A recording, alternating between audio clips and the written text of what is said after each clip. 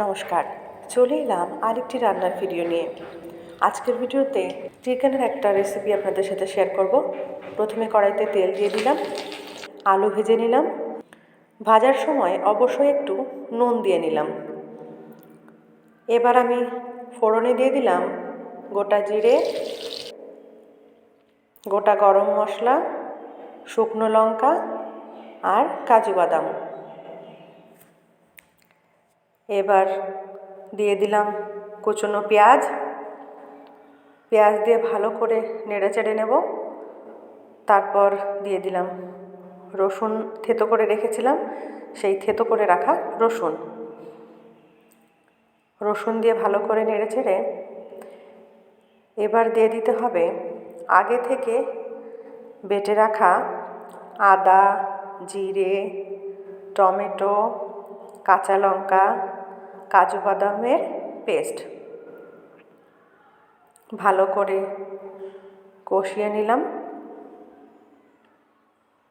কাজু বাদাম কিন্তু আমি ফোড়নেও ব্যবহার করেছি এবং মশলাতেও ব্যবহার করেছি, যার জন্য চিকেনটা খেতে খুবই সুন্দর হবে। আপনারা একবার হলেও বাড়িতে অবশ্যই ট্রাই করবেন। এবার দিয়ে দিলাম নুন। ভালো করে নেড়ে চেড়ে এবার দিয়ে দিলাম হলুদ। তারপর দিয়ে দিলাম একটু লঙ্কার গুঁড়ো। লঙ্কার গুঁড়োটা আমি কালারের জন্যই দিয়েছি, আর ঝালের জন্য আমি কাঁচা লঙ্কা ব্যবহার করেছি। এবার মশলা কষানো হয়ে গেছে, দিয়ে দিলাম ধুয়ে রাখা চিকেন। এবার ভালো করে চিকেনটাকে কষিয়ে নিতে হবে। কষানোতেই অর্ধেক রান্না হয়ে যাবে। খুব ভালোভাবে চিকেনটাকে কষাতে হবে। বেশ খানিকক্ষণ ধরে চিকেনটাকে কষিয়ে নেব।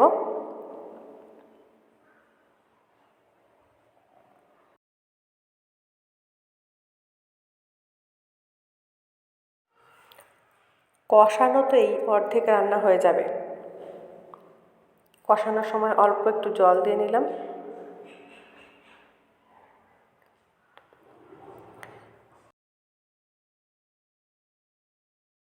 দেখুন মোটামুটি কষানো হয়ে গেছে। কষানো হয়ে গেলেই দিয়ে দিতে হবে আগে থেকে ভেজে রাখা আলু। আলু দিয়ে দিলাম। আলু দিয়ে আরেকটু কষিয়ে নেব, যাতে আলুর সাথে মশলাগুলো ভালোভাবে মিশে যায়। অন্যদিকে আমি গরম জল করে নিলাম। এবার দিয়ে দিলাম গরম জল। গরম জল দিয়ে ভালোভাবে ফুটতে দেব। দেখুন ভালোভাবে ফুটে গেছে।